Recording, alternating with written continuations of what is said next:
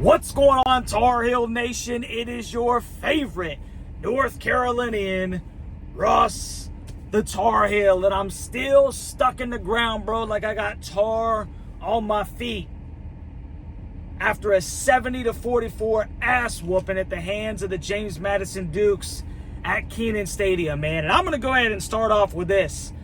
I have never been more embarrassed in my entire life as a Tar Heel fan. Never been more embarrassed than what I just witnessed in Chapel Hill. 3-0, giving up 15.7 points per game. And I'm sitting here talking about how what we want to see is Jacoby Criswell play competent football. And if we can get that from Jacoby Criswell, then Carolina's going to be able to do some great things moving down the road. And I could have never even fathomed that a team that scored 13 points against Gardner-Webb, an 0-2 Gardner-Webb team, would come and hang 70 on Carolina in Kenan Stadium just a couple of minutes ago. Just absolutely disgusting, man. And I'm sick of this crap happening every daggum year. This is the worst.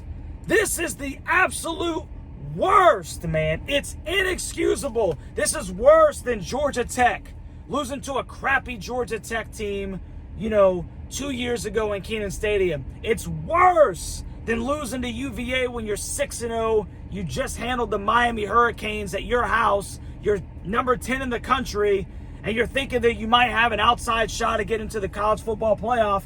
This is worse because you let a team hang 70 on you at your house, and they play in the Sun Belt. What is it about these Sun Belt teams?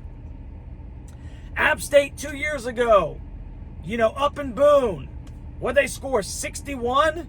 Now you got JMU with 70 new stinking players on their team, and they scored 13 against Gardner-Webb, and you let them come in your house and score 70. It's disgusting, man. It is disgusting. We're talking about from top to bottom. Coach Mack Brown, listen, this is happening annually. This is more than just the kids. This is you. It's your coaching. You can try to put the onus on everybody else. This is a stinking pyramid. It all goes to you. And I'm so sick of watching my stinking team that I have full faith and confidence in. And every time it seems like I get up here on the hill and I'm ready to stick my neck out there for you boys, you guys lay an egg. Gosh, man, you let them have 600 and something yards and 70 points at your house. So how the hell did this happen, bro? How the hell did this happen? JMU comes down, kicks the field goal, 3-0. Carolina moves the football down the field. Christian Hamilton fumbles. He's a young guy. It happens. It stinks. I get it. Carolina ends up forcing a stinking punt. They come down the field. They got a punt. And another blocked freaking punt, man. Another blocked punt. What in the world? When are we going to get somebody, aside from Larry Porter, to run the damn special teams? How many times is this got to happen? How many times? 11-0. Carolina comes back. They score 2 straight touchdowns because Jacoby Criswell has competently put the football down the field. I think he almost had 500 yards passing in this one. Yeah, he threw 2 interceptions. Good night. You had the stinking kid playing from behind almost the whole damn game. He's trying to make something happen. But he's got 500 yards passing, basically. 3 touchdowns. And he's playing from behind the entire stinking game. So Carolina retakes the lead 14-11. And then JMU goes down and scores. They go down and score 18-11. And what do? I think it was 18-11. They stinking do what overmatched teams are supposed to do if they want to beat the big boys. Another special teams blunder. Gosh, bro. Just line drives it into your point man on the front line And now they got an extra possession. They go down, they score, and now it's 25-14. And all the momentum that you just garnered has been completely wiped away from you because of special teams plays. And from there, it just snowballed, bro. It just snowballed. They hung 53 points and a half. The most ever given up by a North Carolina team. They hung 53 on you in the first half. MACK, what the hell? Listen, man. Listen, I love you. Gosh, I thank everything that you've done for this university, bro. But you have reached your ceiling. And we have got to get somebody in there that can get these kids to stink and play, man. Because there's no way that you're going to convince me that this is just the kids. This is an inability to get a football team ready to play. I don't give a damn if it's a noon kickoff against JMU. You started off slow against North Carolina Central. You poured it on at the end. We thought, okay, maybe they stink and learned a lesson. You didn't learn a damn thing. You did not learn a damn thing. Nothing. And that's what's so frustrating from a diehard North Carolina flag. And I'm not going anywhere. I'm not saying that I'm going anywhere. I can't be nothing else than what I am. And it's a Tar Heel. But good night, man. I have never in my life been so embarrassed. Not just as a fan. I've never had somebody put 70 on me. Never! Say you didn't play college football. They never did it in high school. And I was a starter both ways. Have some damn pride, man. It's a culture issue. That's what this... there's no reason to get into the stats. It's a culture issue. It's character. It's embarrassing. It's embarrassing. And I'm so sick of people making excuses. And I'm so sick and tired of the 8 and 9 wins is pretty good around here. And I'm so sick and tired. You know what, bro? If you lost to stinking a good Florida State team, or if you lost, God, I don't care if it was Clemson, you can't lose 70-44. I'm just so sick of it, man. I'm so sick of it, coach. And I think that this right here, I'm not one that says, hey, middle of the season, people got to go. But you know what, man? When are you ever going to get a hold of the reins of this damn thing, dude? Like, for real, Tar Heel to Tar Heel. When are you going to get a hold of this thing?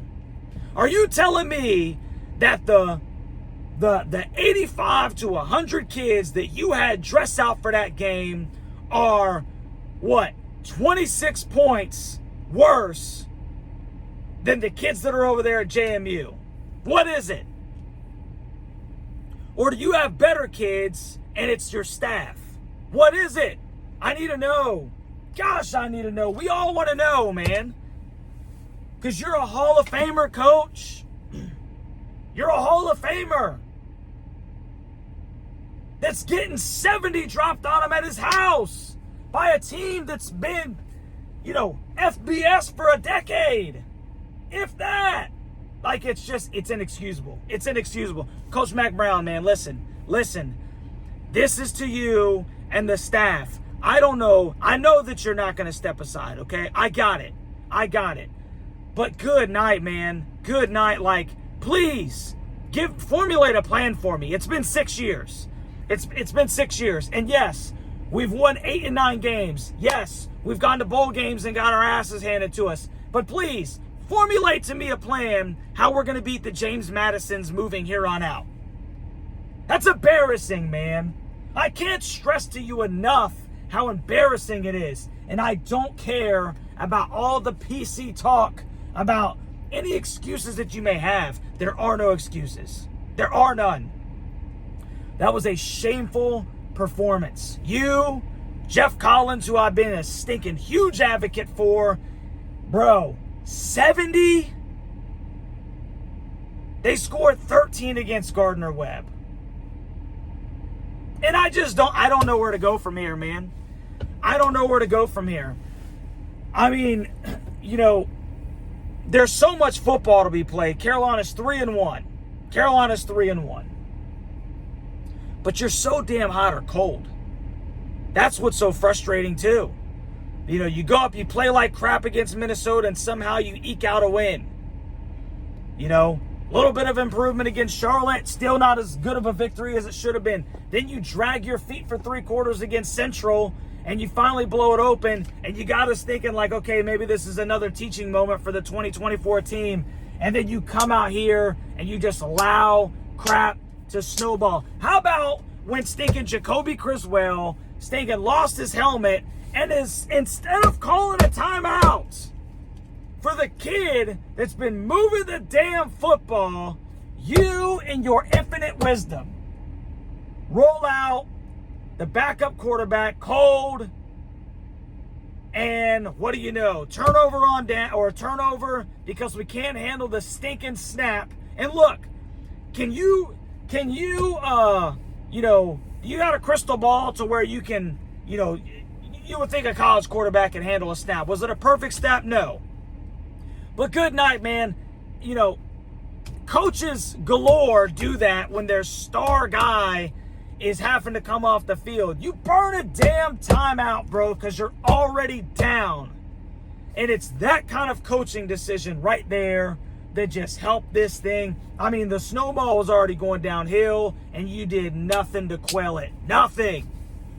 In fact, you were complicit. You were complicit.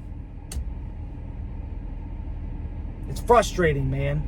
I'm sitting there saying, as Connor's in the gun, I'm like, why are we not burning a timeout? I think Jacoby had stinking 200 yards passing at the time, 1 or 2 touchdowns. I can't remember, at that point he didn't have any turnovers, if I'm not mistaken. It's 2nd and long. And then I'm mind-boggled, man. I'm mind-boggled because, this isn't no Monday morning quarterbacking, armchair quarterbacking crap. I'm telling you this stuff, roll it back as the game is thinking happening. And I'm just sitting there scratching my head like, oh my gosh, bro. Like, these are mistakes that we should not be making. And yet, my Hall of Fame football coach, who I stinking love, is making boneheaded call after boneheaded decision.